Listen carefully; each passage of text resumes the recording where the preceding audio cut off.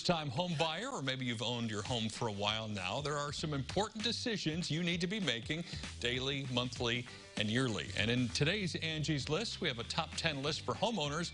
But Angie's not on videotape. No, she joins me over Zoom to cover a few of these topics. Hi, Angie. How are you? I'm great. How are you? So glad to be here. Good. I said videotape. I don't even know if that's a thing anymore. I don't think that's how we do it. But totally something I would say, though, so I get it. Well, you're welcome. Glad to make you feel right at home. Let's talk about some of these things, speaking of home, that every homeowner needs to be thinking about, but maybe they aren't right now.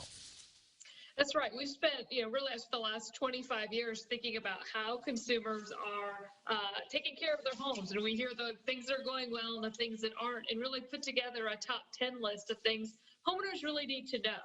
And, one of the most important things is to plan ahead, quite honestly. Find out who you're going to use, develop a relationship with those pros so that you can actually know who you're using. So doing your research, even in an emergency, don't skip out. And I mean, a lot of times if a storm comes through, we have hail damage or something like that, we might think, hey, I'm just going to hire someone who just came through.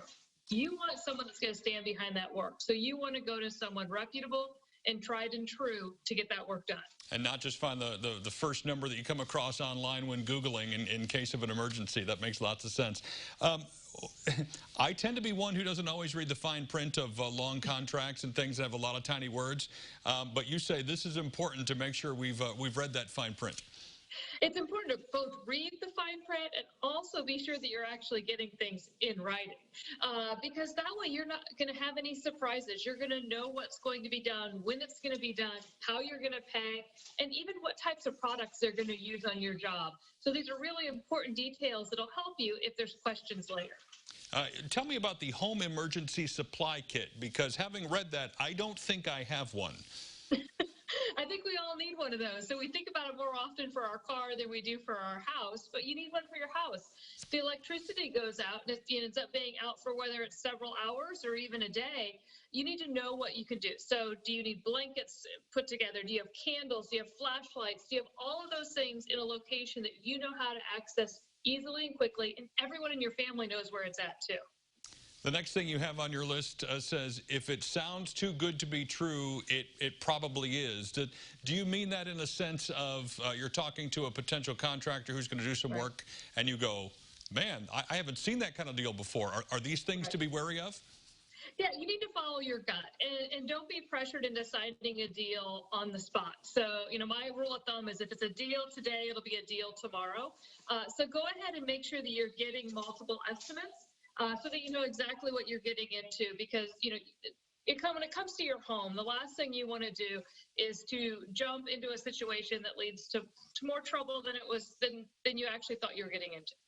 We kind of covered the fifth one about the Rolodex along with the first one, so we can kind of bypass that. But I'm curious, when you started Angie's List, was it literally just a list you had by the phone of people that you were going to go to, and you decided, hey, maybe other people could use this list too? Talk about that process for a second. Sure, you're exactly right. So Angie's List started in 1995 in Ohio, and it was literally a list of contractors that I was collecting from our initial members. I remember one woman that joined, I think she was our third member.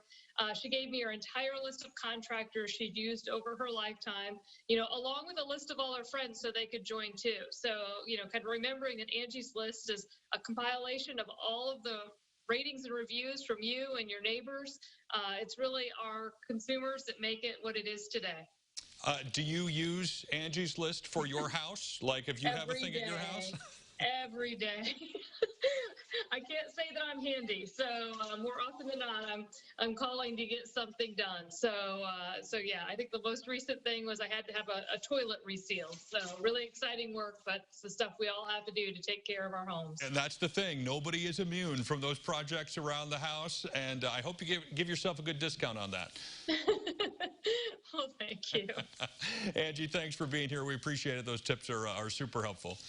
Thank you. You got it. We'll connect you with Angie's List, their Facebook page and their website. When you go to our website, all the details are there. Just check out CILiving.tv.